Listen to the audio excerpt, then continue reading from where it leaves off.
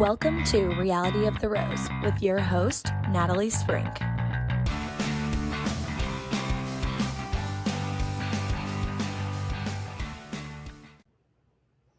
Hey everyone, welcome to episode 224 of Reality of the Rose. I'm your host, Natalie Sprink. Hey guys, thanks for joining me today. It's been a little bit. Have lots of things going on with and in my life, and so it's just caused me to not be able to record. But so much going on. I am going to start with sort of like a little breakdown of what's been happening in my reality, and then we'll move on to mainly a bit of Love Island, or a lot of Love Island, because it feels like that's what's dominating my mind these days. Although we've also got some good Bravo stuff going on as well.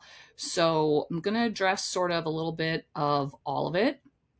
If you are not interested in the Bravo stuff or the reality TV stuff, I'm going to be talking about like my personal journey. That sounds weird. Just shit going on in my life.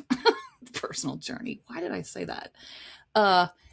But if you are interested in that and you just want to jump to the reality TV, depends on what you're listening to, but my transcripts or the chapters are included in all the show notes. So you should be able to see where to skip down and get to what you're interested in listening to.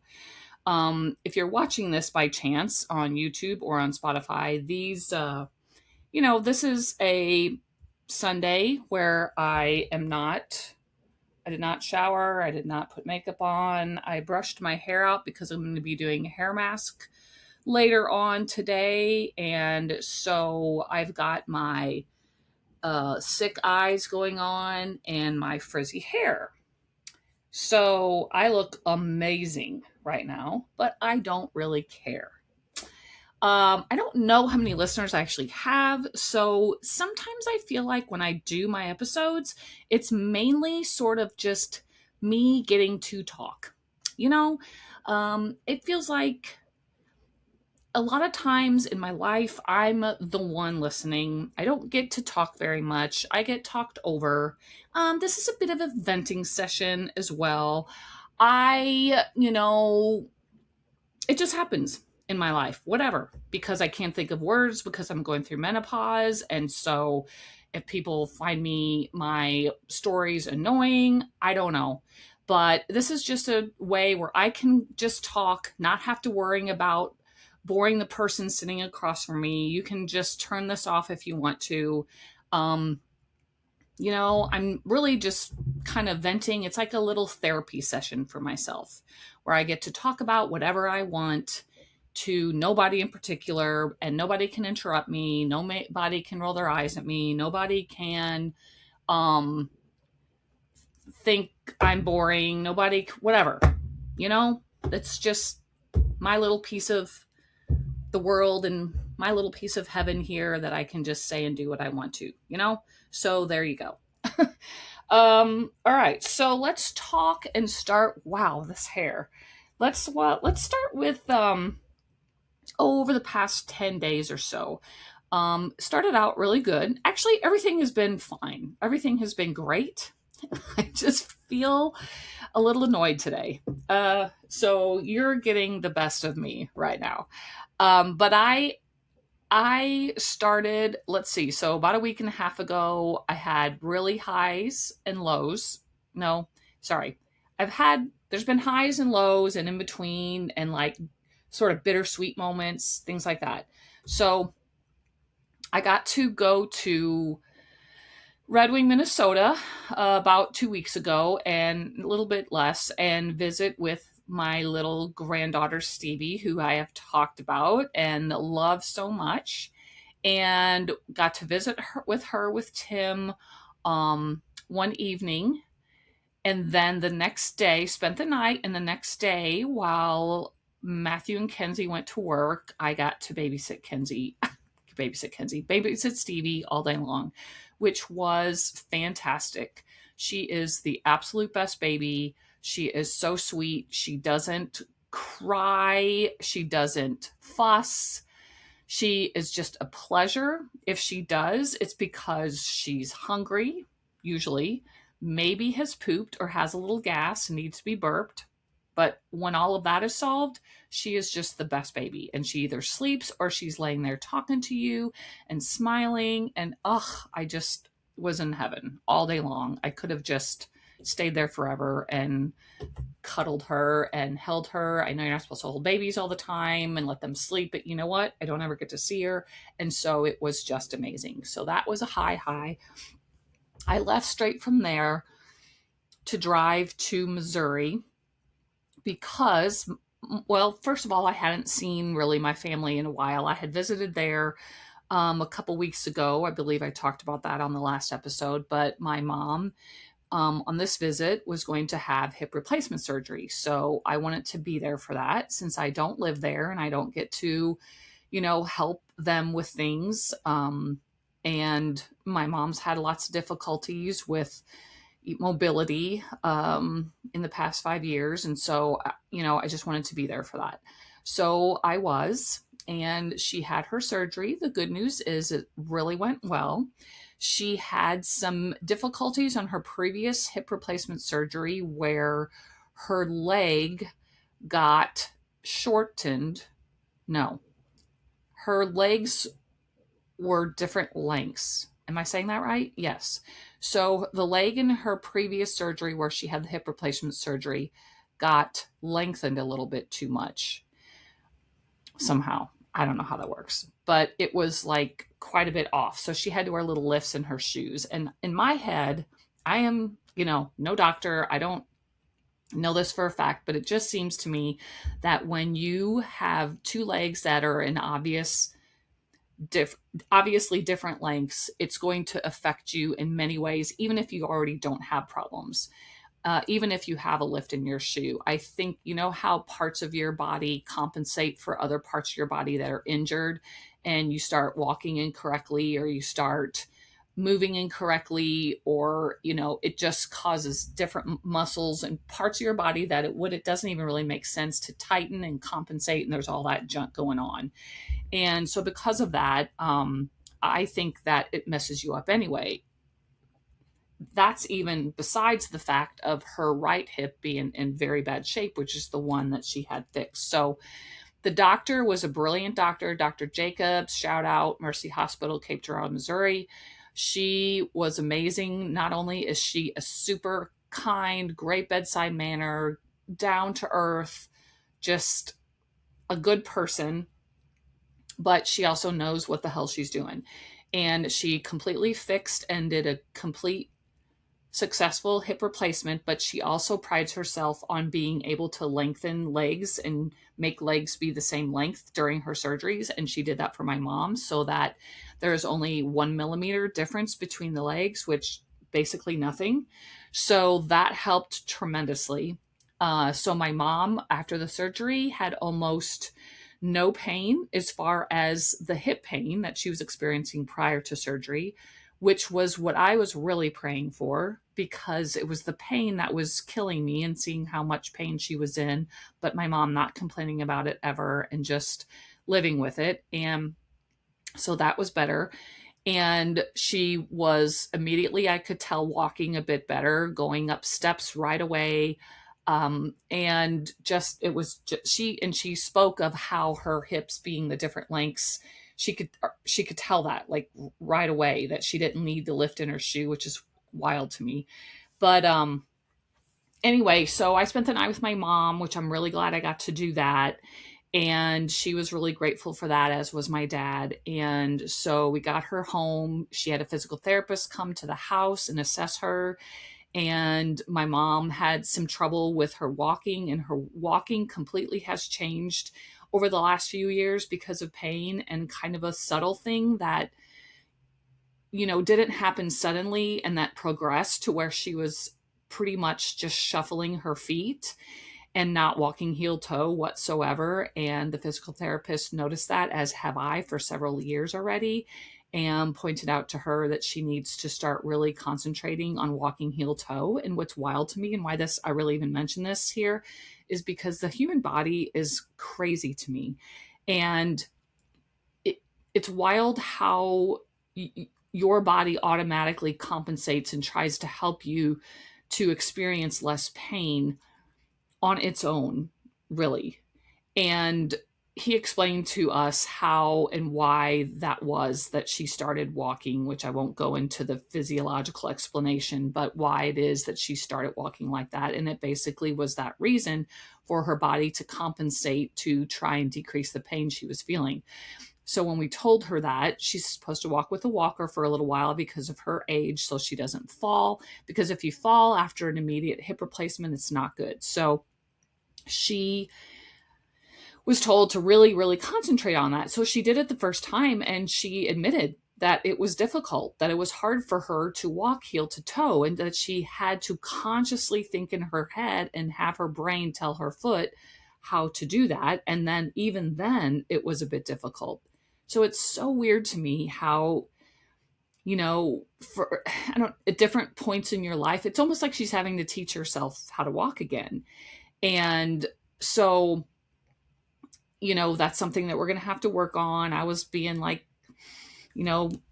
hammering the whip. That's not the saying at all. Hammering the whip doesn't even make sense, but I was cracking the whip. There you go. I was cracking the whip. And every time she would walk with her walker, I'd say, heel toe, heel toe, heel toe, heel toe, heel toe, heel toe, heel toe, heel toe. So that's the song that I was trying to get in her head, so that whenever she got up, it was super annoying, but she would sing it and make her think of it. Anyway, so really good. I felt very needed. I felt very wanted. I know it's not about me, but you know how no good deed goes unpunished?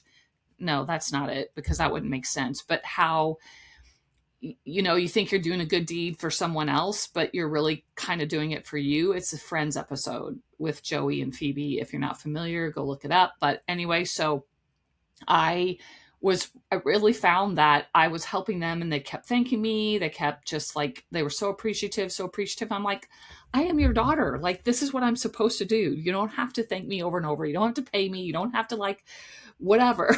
I mean, this is what I want to do. I don't ever get to do this. So I'm very thankful that I can help you, because I don't live close by, and just, it means a lot to me. So there you go. It ends up meaning a lot to me. It makes me feel wanted. It makes me feel needed, which, as I've talked here below, but before, I've had difficulty with going through this empty nest syndrome where I'm not feeling wanted or needed. And I have this aspect that I struggle with on a daily basis of that. What is my purpose? What is my importance? And at least for last week, I felt needed, and I felt important, and I felt wanted, and it made me feel really good. So I get it wasn't about me, but it was a really great week for me. I felt just good about myself, and in being able to help them and keep track of things for my dad. My dad really has to do a lot of things around the house that he has never had to before, in helping my mom. And so I got to take the pressure off of him some as well. And anyway, it was a really good week.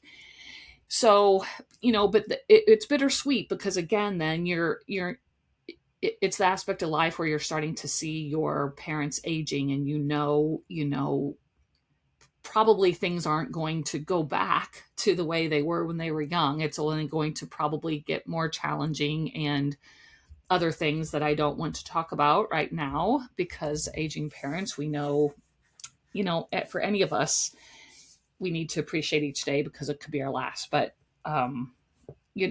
just never know with your aging parents, especially. So it was like bittersweet, because it was very obvious and blatant to me, right in front of my face, the things that I see in my parents, especially because I don't see them all the time. So I notice little things. And anyway, it's bittersweet for that reason. And that was like, I was so happy to be with them, but yet I was just like, this is just a crazy time of life. Not to mention just kind of some family dynamics that, I struggled with a little bit again this week, and I need to just get over, in regards to sort of my second family. And not getting into that. So that's all been really good. Came back today though, and it's kind of like that letdown when I got home. Sorry, I came back home yesterday, and I'm alone again today. Tim is out of town, and Tyler's out actually visiting Allie in New York. And the good thing is they're all going to be here. Allie is going to be coming home with Tyler for a week for over the 4th of July. Tim will be back soon. He went hunting. He successfully got a bear, so that was fun. Also had a really close encounter with a wolf, which is super scary. That all got resolved. That was good. And so he will be returning actually on our 28th anniversary, which is July 1st. So, hopefully then for a week, I'll be, with my core family, the ones that I know where I stand with and who, make me happy when I'm with them. Don't make me feel like a side character or like I don't exist or I don't matter. Really don't matter. Yeah, I'm not scared to say that because none of them listen to my podcast anyway. Uh, I'm considering taking that out and editing this, but you know what? Screw it. I don't. It's just how I feel. And I know that it's just something I have to get used to and I should be used to after all these years, but I'm not. And it's hard. And it's really hard for my brain to not feel like a complete side character and like, 80th on the list of people to check in with or to be concerned about. And that's hard sometimes. But, I just try to be positive and all that kind of stuff. And, here's my therapy talking about it. But either way, my own 2 kids I know love me and I'm important to them and they still come to me. And I try to just reside in that. And so there we go. Anyway, they'll be home. So, but I'm here by myself and I haven't had my Max dog, who I love so much, with me for about 10 days. And I missed him a lot, but I forgot how needy he is. And he is in this phase of wanting to eat grass. This time of year, the grass must taste sweeter or something. And he will not leave grass alone. Just won't. And this is every year, and I don't want to hear people coming at me. No one's going to come at me because like 6 people listen to this podcast, but that he eats grass, and it's not because of his stomach. It's none of that. It's every time this year. It's the particular grass that's growing, the long grass, and he is particular about the grass he goes to, and he will not leave it alone. And he's driving me crazy with it because then it makes him sick because he eats too much of it, and he throws up or he gets like whatever. So I'm like, Max, please just be a normal person because you are human, you're half human. So be human and quit eating grass. You're not a cow. So he's kind of been driving me crazy because I've had to deal with him for a little bit, and I don't know, just feeling kind of weird today. So, yeah, thanks for listening to me and letting me vent about that and hoping, part of it I wonder is if I'm going through menopause, because that's also it. I also feel like so much brain fog lately that it kind of is scary and I don't like the feeling. And I can always pinpoint the moments that it's worse than others. And I don't know how to describe it except for it's just like hard for my mind to think. And I'm aware of it, but it's just hard for me to go, okay, now what am I supposed to do here? Ugh, I hate it. It's awful. So, yeah, there's some of that too. But,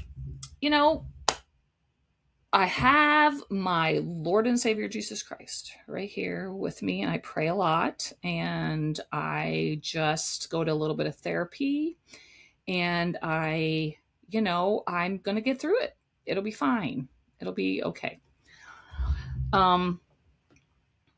So when I don't have anything else, I've got my reality TV to go to. And so let's talk some reality TV people. Let's get into it. And we are going to start with Love Island. Holy crap.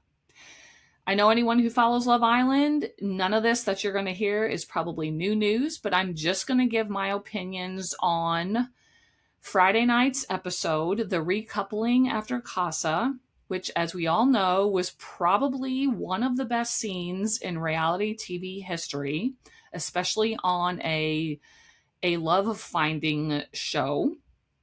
It was unbelievable, and I'm going to talk as if you already know what I'm talking about, what scene we're talking about, and just go through it a little bit, person by person, couple by couple, and my thoughts on kind of how this last week has gone down. So we've had Casa, and these are my opinions. I know a lot of these opinions are right in line with other people, and so this is no groundbreaking news. But I'm just going to say, my actual thoughts as I'm watching this as a 55-year-old woman, because it could be different than, the 20-somethings that typically watch this show. So, okay, so we got the guys going to Casa. We got the women. Back up again. We've been hearing prior to all this, prior to Casa, that this season is a little bit more like Friendship Island or not Love Island, not looking to explore people because everybody is seemingly in couples and doesn't want to get out of the couples, blah, blah, blah, blah, blah. And it was kind of a boring season. Well, the producers were listening and they did their job, and kudos to them for flipping this around and changing this up. Holy man. So they decided to do Casa a little bit different with the women. The men, they all thought they were going to be doing the heart rate challenge, which happens every season. And instead of, while they were all getting ready for the heart rate challenge, the guys got a text that told them basically Casa's starting. And so they snuck away to Casa. The girls didn't know it. The girls came out, sat around the fire pit with this huge big box where the men were, they thought the men were inside, which, damn, that would have been crowded. So the box opens. It's not the men inside. Well, it is, but they are on a TV screen and they are in Casa, and the girls get to watch a live stream of the new Casa girls coming in and doing the heart rate challenge on their men. I'm telling you, these challenges, I don't know if this is considered a challenge, but these challenges are just getting wilder and wilder. I don't know what the deal is with feet this year, which that happens in a challenge later, but it was literally like soft porn. It is hard for me to watch. I am not a prude. I'm just going to say that. I am not, but it is hard to watch. And it is beyond my comprehension how, before even uttering the words hello, that you are able to grind and pump and hump and twerk and stick your ass in their faces and just all the things that they do, dry hump each other. It's crazy. And the men, most of the men, no, half the men, well, all the men were definitely enjoying it, but particularly Casey, Corbin, and Sincere were enjoying it a little too much. I get it's Love Island. I get all that. I get they didn't know that they were being live streamed, but isn't that kind of the point of character? Don't they say that? So what you do when no one is watching really defines your character and your integrity. Yes, that's, I believe, what the saying is. They did not know what they were being watched. They only had their boys there to pump them up, and boy, did they take advantage. But on the girls' side of it too, I would not want to be a parent of one of these women. I get it's the show. I get it's not probably what they normally do, but it's wild that you can even get yourself to do that. I just can't. Just is crazy to me. So this all goes on, and the women see it, and I felt so sorry for them to have to continue to watch this. But I appreciated Melanie's advice because some of the girls were like, I can't watch it anymore. And she's like, no, we're going to watch this. And we're going to make, basically what she was saying is we're going to make it motivate us as far as how we proceed in this game. So, okay, so we finished that. We get to know the Casa girls. So as an audience, we're thinking, what? I mean, because then our villa girls go to bed. We're thinking, what? Like, so they get nothing. They have to watch this. They're tortured like this and they just have to sit there. I mean, we knew something was going to come. So what it was they get 12 guys, not 6, but 12. So they get plenty to choose from, which I think was amazing because, if there's only 6 guys that come in, you only have one to pick from. Each of them only have one to pick from. So either like several girls are going to like one guy, someone's going to be left out. So we had double the guys. They got to pick the ones they wanted to stay. They all got to know each other. They proceeded a little different than they typically do in other seasons. Normally, there's always exceptions, but the general consensus is that the women proceed lighter than the boys. They pretty much are the ones that will typically stay loyal, and not the men.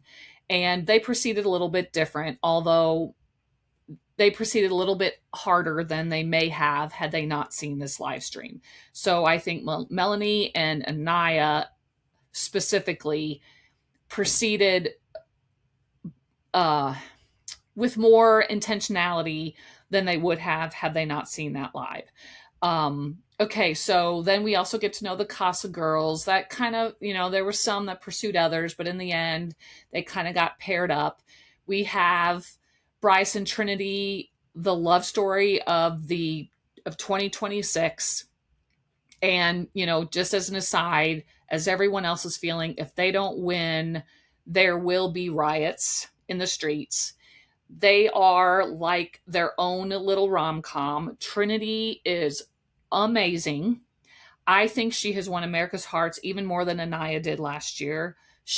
The one-liners and the side comments that we get out of Trinity are priceless.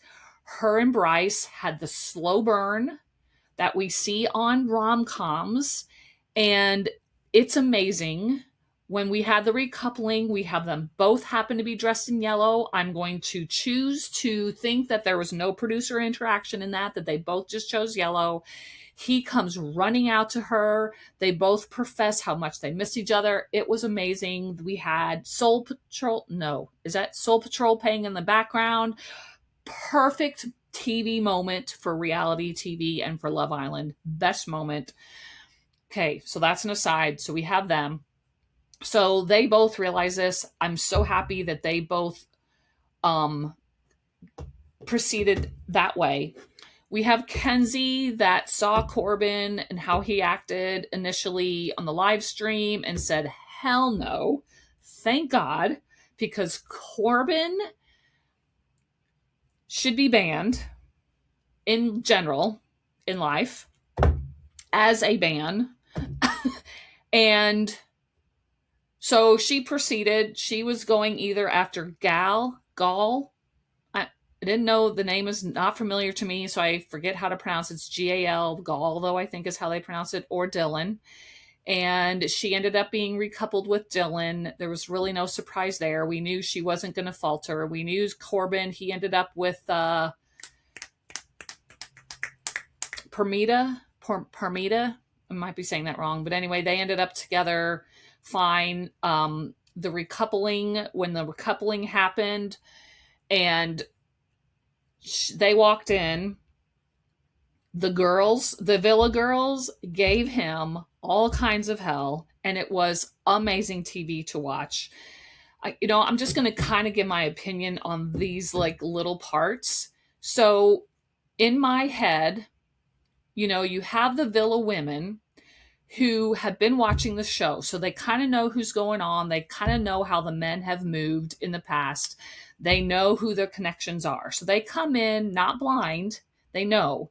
And so I'm just saying, I would not, if I'm going to be cast on this show, do not cast me as a Casa woman. I would not want that.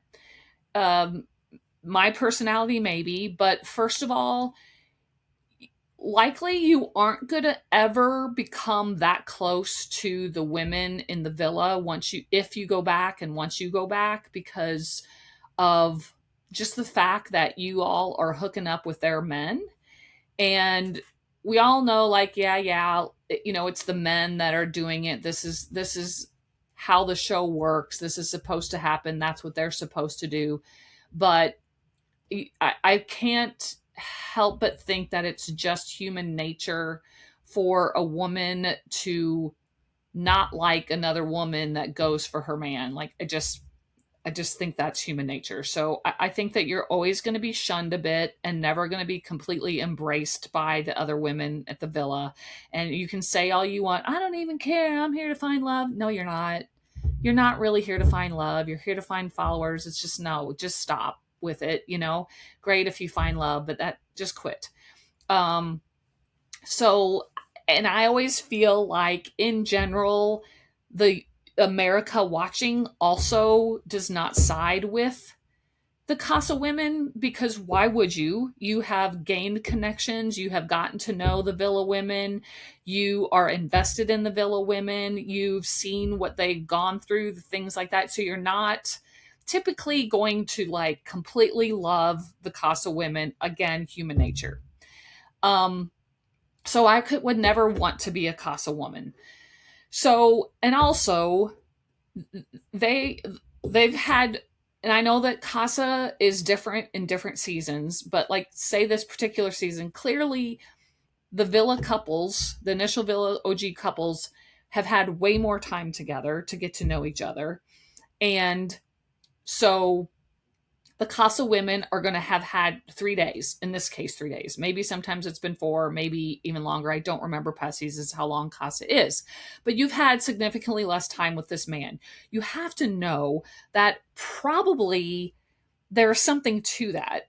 That just because don't you think that after only 3 days with the Villa women, that they all thought that they were, head over heels, this is a person for you, I can't believe this is happening this fast, this has never happened before.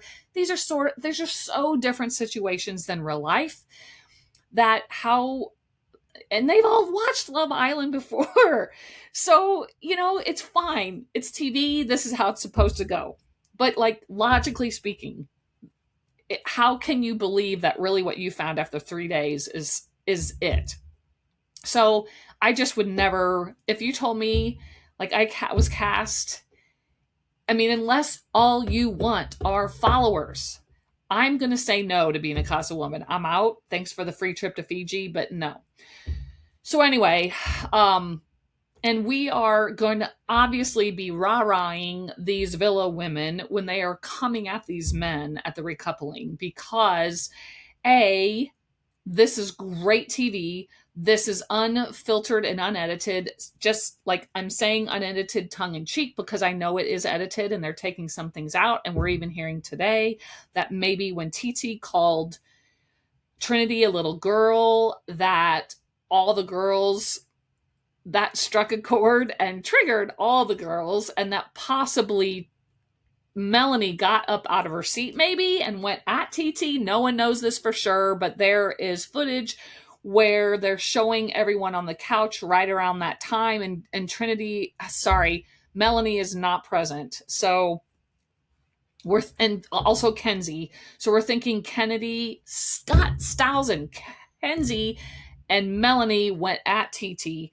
And so whatever, but good for them. I love how the girls are standing up for each other no matter what. These things, it's kind of like what you want to happen as life in general is the way I look at it. You want to know that you have people on your side that are going to support you no matter what. These girls are so invested in each other. They're so die hard for each other that when one of them is wronged, it's as if this is happening to them. And no matter what the guy did to them, it has to feel so good to have this community of women that are around you and supporting you and going the length for you without pause. And I think that is great. That would be one reason if I were to go on Love Island that I wouldn't even care if I found love, because it does seem like these women end up staying very close like after Love Island's over. And to have that community is cool. Like, I loved it, if for no other reason, to just know how good that had to feel for each other. And just the scenes, like, I have goosebumps right now.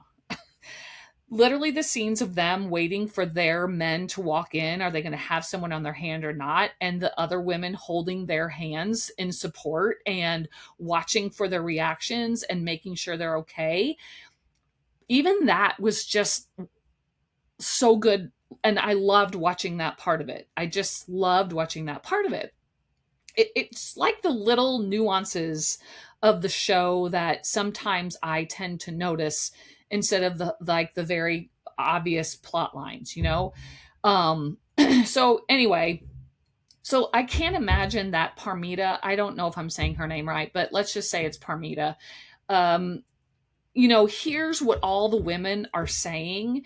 Granted, she's also watched the show, but to see how Corbin has moved in all of this, the things that he has said about the other women, all of those things, why? Like, how are you so sure? To me, if I would walk in and I would hear all those things that the women had to say, it's great. Like, I guess you have part of you that feels like you have to defend your man because, in a way, maybe you're a little bit embarrassed in that moment to be with him. So you don't want to feel that embarrassment and you want to defend him, kind of to almost validate to yourself that I didn't make the wrong decision in being with this man. So you are defending him to sort of defend yourself, actually. But you think that, like, in the back of their head, they're saying, look, wow, I'm going to really move slowly now. And I'm not going to just jump into this with both feet. And I'm going to, like, look for the red flags, and I'm going to look out for myself here and not make myself look like a fool. And I'm going to have my eyes wide open, right? And I'd say that with her, but then also with Miss TT. Okay, girl. That particular scene, I mean, so my nephew Samuel and I watched this together, and I swear I've got to figure out a time to have him on. And I should have done it today, but I needed to talk about it. Like right after I watch it and before tonight's episode. It is Sunday when I'm recording this. So tonight's episode, which I can't wait to see, but, I've got to have him on, but he watched it prior to me watching it. And so he texted me and was like, oh my God, I wish that we would have been able to watch this together. We could have watched it together too, because I was in Missouri and we were together the night of this episode, but I was tired. I had to leave early the next morning. He had come with my brother, like his family, and didn't really, anyway, weren't able to really. We were together though. And we're like, oh my God, I would have loved to watch this with him. Honestly, he's the only person that I know that watches a show. My 17-year-old nephew. I mean, anyway, so, but he was like, oh my God, I can't quit thinking about this episode. I just watched it. He texted me that as I was driving home yesterday. I'm like, oh my God, okay. Well, he was saying right away, like, I can't stop thinking about it. This might have been like the best episode I've ever seen on Love Island, blah, blah, blah, blah, blah. So I was like, all right. So when I get home and I start watching, I'll let you know. And I was texting him. We were texting each other throughout the entire show. And when the recoupling came, every time I was like, okay, now it's Anaya's turn. And he was like, buckle up, and I was like, okay, how much do I need to buckle up? But I did have to buckle up. And I mean, the scene with Corbin and the girls was amazing. Then, okay, so in between we had we had Melanie decide not to go with Corey, right? Yes, Corey. He was an amazing man, is an amazing man. He was so mature. He was so intentional. He actually seemed like an adult. He was so kind. I don't know how do you pick sincere over him? I just don't get it. I heard someone say it's like the Stockholm syndrome thing where you like want to be with your abuser. It's crazy because I mean, Sincere can get deep, but he gets deep in like a weird way. He uses all these weird metaphors about, like the fish, the colored fish, and you have to go fishing and catch one and throw it back. And I don't even know what his metaphors mean. What are you talking about? I don't know what you're saying. And so it's like he's trying to put these metaphors out there so that we're like, oh wow, you are so intelligent and so deep. Gosh, we love you. We love you, Sincere. You are so sincere with your metaphors. That's the only thing you're sincere about, and I'm getting sick of those. So like, I just hate how he moves. I hate the things he says. I heard this somewhere, and this makes so much sense, that he's like this awful people pleaser, and that maybe that's his problem, other than the fact that he is like so insincere. Like, really? um but the stuff he would say about Melanie behind her back to make the other woman he's with feel better, that would be the complete opposite that he's just told Melanie. And we're going to be having movie night. We learned this on After Sun on Saturday night, that we are going to have a movie night. They're going to bring it back, thank God. And they are asking people, if you haven't done this so yet, go do it now. In their comments on the Love Island Instagram, what kind of stuff you want to see shown in movie night. And I said, like every scene where Sincere is saying something dissing Melanie in whatever form or fashion, I want her to see. I just want it like as a whole big montage to be shown to Melanie. And like all the guys, like, why did they have to diss the Villa women to validate themselves in picking Casa women? Like, why can't you just say that? That's the thing. Look, this is the thing. I know this is the game. I'm not mad at them for picking other women and for going outside of their connection, because I get it. That's the show. That's what they're supposed to do. That's what they're supposed to like. That's the exploring. That's the whole premise of the show, right?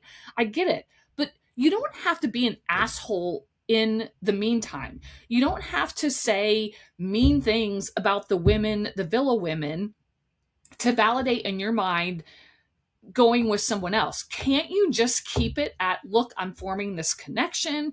It really does feel different than the one I have with Melanie, and I'm just going to acknowledge that. And like, no shade to Melanie, but I can't help that I just feel different. Same with Corbin, with Kenzie, same with Casey, whatever the hell, and Anaya. Like, just say that. Don't continue to diss them, call them high school girls compared to the Villa college girls. Like, also, what does that mean? I'm thinking, like, at first I was like, does that mean like in a maturity aspect? Because sorry, the college girls still are not mature, but I'm thinking they're talking about like sexually, that the high school girls don't put out as much as the college girls. That's what I'm thinking they meant. And wow, what a great basis to form your new opinion. And also, that's also a diss to the Casa girls. That's what they want. They want to be known as they're a little bit easier than the Villa girls. Like, give me a effing break. It's crazy how disrespectful they have to be, because the women, yeah, they were talking shit on the guys after they were seeing the live stream, but like that's emotion coming out. That's a human nature feeling like you're going to see when you're watching your guy all up in another woman and enjoying it and licking your lips and saying the things they were saying. Obviously, it's going to be human nature to feel that way and to talk shit about them. But for the most part, they were not moving in a way after that showed complete disrespect for their partner at all. Even Kenzie, I mean, she would like talk some shit about Corbin. I get it. But like, when she was in her relationships, or the ones that she was trying to form, she wasn't like shit talking Corbin. She was just getting to know each of them, And like, who was it? Was it, yeah, I think it was Sincere that said something to no, Amora, was that who he was with? About how if he knows that if he would have had time more time with her, that he would have ended up picking her over Melanie. Or he says that he almost forgot what Melanie looked like, or all the things that Sincere has said. They just proceeded with such disrespect. And I know the girls were making this point to all the guys that night. That was a point they were making, but it was like so true. You can move how you're supposed to in this game without being complete douchebags. Like, if you're worried about what America's going to think, you think they're going to like support this? I don't know. I always wonder how much they're aware of the cameras and how much they get into this, how much they just get so in this bubble that they forget like the outside the bubble. But either way, just this whole scene was amazing. It was great TV. I thought I was so proud of the women for standing up for each other and not being afraid to speak the truth to their men. TT, sorry, girl. I who was it? Kata, I think, said, this is not the way to enter the villa. This is the absolute wrong way to enter the villa. I get you want to stick up for yourself, but to me, I hope she watches that back and was like, okay, maybe I was a little aggressive there, because one, why are you wanting to come at the women after like hearing the legitimate things that they were saying to Casey and having only known him for 3 days and thinking that you really turned his head? I also cannot wait to see how Casey proceeds after this and to see how quickly he disses TT, like, for real. And also her too. Like, you have to also understand the villa women's perspective and seeing all this, and Casey trying to defend himself and saying that he did not feel chosen. Look, maybe Anaya, I'm not going to say that Anaya handled it perfectly in their time together in the villa, and that she maybe was not allowing, like, for a while there, I was even saying, like, Anaya, just, like, you need to get off this, him exploring soul and all of that, because you're obsessing about it and it's not helping in your relationship with him, and it's what he's supposed to be doing on the show, and you can't take it personally. I know it'd be hard, but again, you knew what you were getting into on the show. So, like, stop making him feel guilty, because it's not helping your cause. Like, you have to stop. But her little scene too, the pick me, like, I've picked you. You didn't pick me. You did not pick me. I keep picking you. The amount of times that she was saying those things over and over, I cried. Call me crazy, but I cried, because I think it's how every woman feels at some point, even with your longtime married to person. Like, you always have times where you have felt like you're not being picked, and whether it is for, it's the complete sort of opposite side of the pick me girls, it's different than that. It's the not ever feeling picked reason, or it's not ever whatever, you know what I mean? And even if it's not from a man, or not from a loved one, if it's from a family or a friend or anything, like, that feeling of not being picked is not a good feeling. And her emotion and the way she expressed that to him in that moment was so raw and real for me. And I resonated with it so much. Like, I resonated with that whole scene just as much as all the women coming at, like, TT and KC. And, like, even for Kiki to see sorry, even for TT to see that and to not appreciate that as another woman, and I know it was between Trinity and TT that the kind of the beef was, but, like, just hold back. Don't, like, just shut up. Just let it happen, right? Just let it go. Yes, you have a right to have to choose who you want. But again, Trinity, just like she said, she wasn't talking to you. She was talking to KC. This had nothing to do with you. basically. But again, that scene with Anaya was just, it hit me. Like, it totally hit me.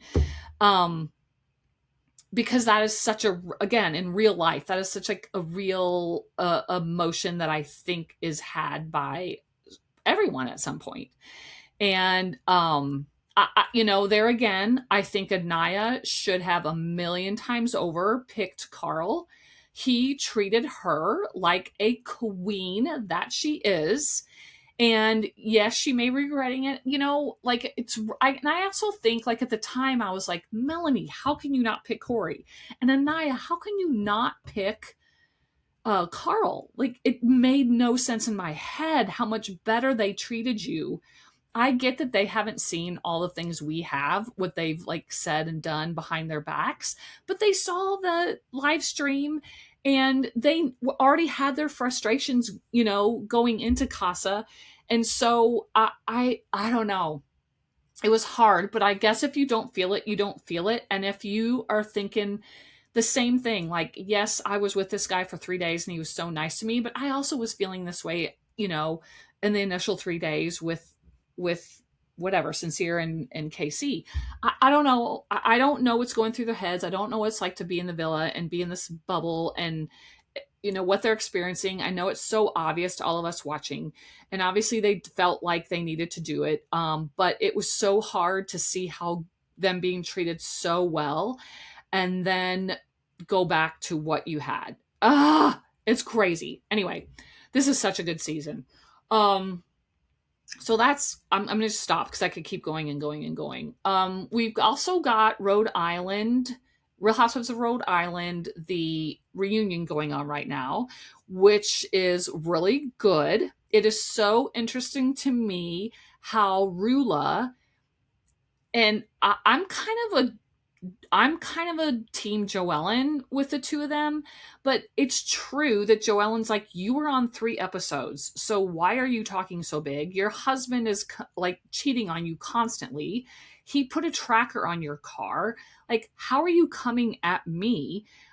It is, I heard this somewhere, and this makes so much sense, that she is vying for her position on the show for next season right now, kind of like it happens in the Bachelor world, where when they have like the men tell all and the women tell all, it's just kind of known that is the place where the cast members are making their audition, so to speak, for Bachelor in Paradise. So the ones you've never heard talk, you hear them talking and talking and talking because they're kind of trying to make, again, an audition for getting a place on that show. That's what it felt like with Rula. Like, she's like, hear me roar. I am going to make a bigger impression on the next season, so don't forget about me. I can't wait to see, well, it's tonight's episode actually, but the men come in and I want to hear so much more about, so the finale ended where it was like Rula just won't admit this whole thing with Brian and him cheating on her, but then we cut to them picking up cameras later and he had put a tracker on her car, seemingly because he wanted to keep track of where she was, so that if he was with whoever he was having an affair with, he would know and he could like get her out, whatever. And so, but it seems like they're together. I guess we'll find out for sure on tonight's episode, but she is definitely defending him, or it feels like she's defending him. And yeah, so that feels like, also Liz, I think she is one of the best housewives to come along. Although I will say she scares me. She was on the Vile Files and they were like giving her all kinds of credit, how they loved watching her. And she's like, just wait for the rest of the season. I don't know. Andy had them raise their hands, like who was scared of her. And a couple did. And some were saying like, it depends on the time. But I feel like she is scary. I would be scared of her. And I don't know if anyone listens to Watch What Crappens. It is one of the best podcasts. It is so funny.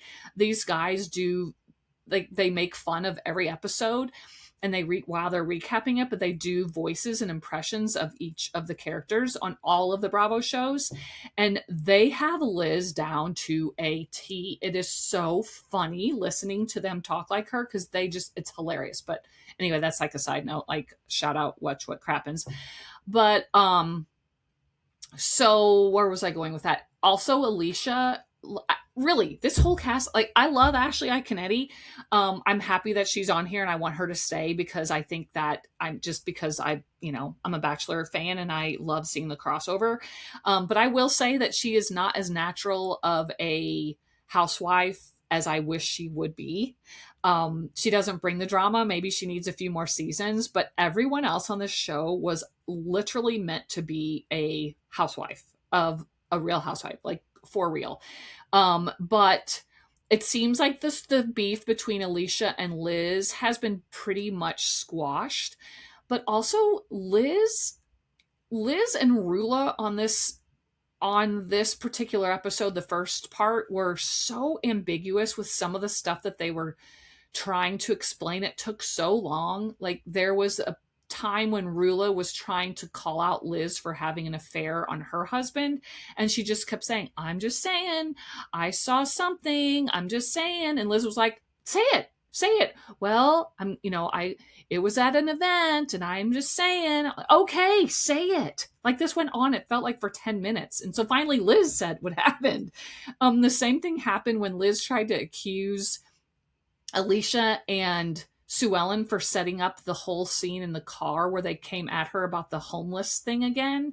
And she was like, you guys knew that was like planned. You knew that was going to come up again, and you were like coming at me, which I thought was such a weird accusation, because it's a show. I feel like that is going to happen. Otherwise, why would they? I mean, they're going to set up scenes.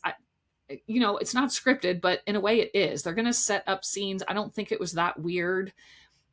I mean, how do you know production wasn't involved? Are you calling out production too? She acted like there was this voice note that was out there circulating that was proof that this was going to happen. Well, so what? Like, I don't know. I thought that was very strange. I spent a lot of time on that. That was not necessary. Continue to love the drama between Kelsey and what's her name? Kelsey and Rosie. They didn't spend a lot of time on that, but I feel like that will be fun going forward. But anyway, really good. Anxious to see this part 2. Next Gen NYC started this past week. Love it. Always love a New York City setting show.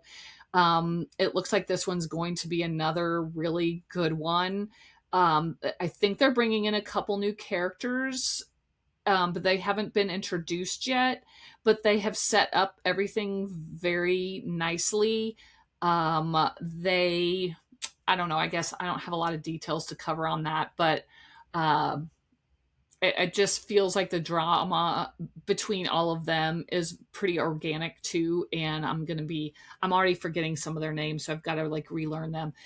In the City was really good. We got to see Amanda moving out of the apartment into her new apartment, and Kyle having to get an organization, like a company that does organizing, because he said, like, Amanda at one point said, I'm just going to put these couple, it was an extra bedroom, I'm going to put these couple things on this bed.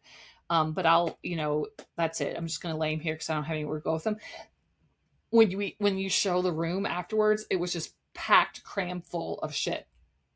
And it feels like Amanda's a hoarder. And when they show her new apartment with all the boxes and everything, it's wild. Like, I get it. I would have the same thing if I moved out of here, but you have a New York apartment. I don't care how rich you are. It's only going to be so big to hold a certain amount of things. But she's like pissed off at Kyle because he's doing stuff like boxing up her shit, and he's wanting her to move it out, and she's pissed off at him. I'm like, you're the one that moved out. So, like, if you're going to move out, why should he still have memories of you everywhere? And his house, especially if he was on you about cleanliness, why wouldn't he want to the couple pros that there are to you moving out, which he was not in favor of himself? You just want to use the apartment there as storage? Like, that's that's not fair. It's like she always tries to be the victim, and I get Kyle wasn't very nice to her a lot of the time, but we're also seeing that it's a two-way street and that she has her things too. And she was so mad at him for bringing back people to the apartment the night before she's supposed to move out. Are you wanting him to celebrate that? I don't know. That I think he did probably what he felt like doing, not being there, wanting to watch her pack and spending that time together, but he wasn't wanting to do that. And like he said, he was there the 2 days prior and all she did was smoke weed all day. So like, there's two sides to every story, and I just think that the redemption arc is, and I'm sure I'm biased because of the whole West thing, but I just think that Kyle is getting this amazing redemption arc, and she is just keeps digging herself a grave. It's crazy, and I don't want this show to be over, but I am anxious to see the reunion because apparently she's supposed to make a little, not she's not redeeming herself, but she's showing us a little bit more than she did in the Summer House reunion. I'm so curious this show going forward, and also Summer House, how it's going to be cast as far as who's going to be part of it, who's not, all of that. Is Wes going to be in the city? Since you feel like since they're a couple, it almost feels like they're going to have Wes in the show, right? If we're going to really show her real life. I heard that the filming for that typically well, there hasn't been a new season announced yet, but I can't imagine there won't be because I think it's done very, very well. But apparently the filming last year started in like mid-September. So if that stays true and Amanda and Wes still stay together then during filming, I'm so anxious to see that. And will they at all pick up cameras and show like prequel footage of her and West, like going into the next season? I feel like they usually start filming Summer House, or we start seeing the beginning of Summer House typically starts around the 4th of July. Obviously, that's this weekend, so I'm guessing the filming's starting there. Haven't heard if Amanda's going back for that. Like, I'm kind of anxious to hear all those details about that. But In the City is, really progressing well. We have Kenny making connections with his dad, who he hasn't seen in like 20 years or something. That was kind of a fun storyline to watch. Always, I'm loving Lindsay more and more all the time. I just am. She's kind of like this person that I wish I had in me, like her boldness. And sometimes she's a little bit annoying with all of that, but I kind of love it. Wish I had a little bit aspect of that. The Valley continues to be like wild. I'm liking the Valley this season. Kristen went wild with, like, I don't know, her and Luke are just having major issues. And even though I know she's postpartum and this is just how Kristen is, I kind of also see where Luke is coming from. And I don't like that he's always seeming like he's a victim, he's the victim, he's the victim because of the way she treats him. But I also get that being talked to that way all the time and feeling like you're never doing anything right ever feels terrible, and that you're trying, and that even when you're trying to be nice, you're constantly licking your wounds and walking on eggshells. That's not a nice feeling either. So I really feel for both of them. I've never had to go through postpartum either, and I feel like she's suffering from some of that. It's also her first child, so people see Nia handling, their babies are the same age, handling things so much better, but we have to remember that Nia, this is her 4th child, so she's been there, done that. And I just think your first child is different. It just is. And so, like, I feel for both of them, and you don't like to see anybody revel in a hardship that way, but I feel like this storyline resonates, and that's when you see drama go down that is captivating because it's a real life situation that people actually go through, and troubles that couples really have, and you see how other couples go through them and handle them. I think that it is very captivating to watch and watch it play out. I mean, they're going on a reality TV. It's not like we're secretly watching them and that it's wrong to see that. You know what I'm saying? Like when you watch a couple arguing and at a party that this is a reality television show. So I feel like it's always important to have components like this on there so that you can watch. I mean, so often you're watching reality TV like Real Housewives, and they're living these extravagant lives that you'll never know what that's like to live. So it's fun to see topics being addressed with people that you can relate to. It's relatable. And so that's fascinating to me. I also kind of love seeing Michelle and Jesse like this season, and them sort of actually getting along and being able to be in the same room, and the things that they say to each other. I'm getting a real big kick out of that. Brittany, I don't know. Sometimes she's hard for me to handle with some things. I don't know. Brittany's Brittany. She's great TV, I guess. Zach, love him. He's also great TV. This whole thing with Nia and Danny, whatever you want to call him, he is something else. I always was kind of pro Danny and Nia, but man, he is showing us a different side this season with how he is treating Nia when he's drinking. And, if you're treating your wife that way, like, I'm almost hoping he just quits drinking after he watches. He also is very cringy.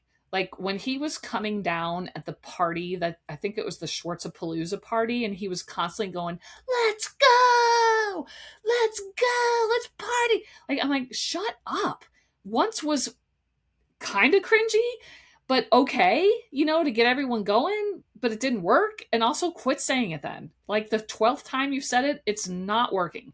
And he just like has this really super cringy side to him that is becoming more and more obvious to me. And I'm definitely flip-flopping with my Danny opinion. It's wild how they can do that on these shows. So anyway, I'm going to not bore you. I don't care if I am boring you, but I try to cut these off at about an hour if I can. Until my show gets huge and people just want to hear me more and more and more, then I'll try to get way longer. Or if I'm interviewing someone, which I know I haven't done in a while, I'm going to try. We'll just see. This summer is so busy. But yeah, I'm at an hour, a little over, and I'm going to quit it now. But anyway, thanks so much, guys, for listening to me.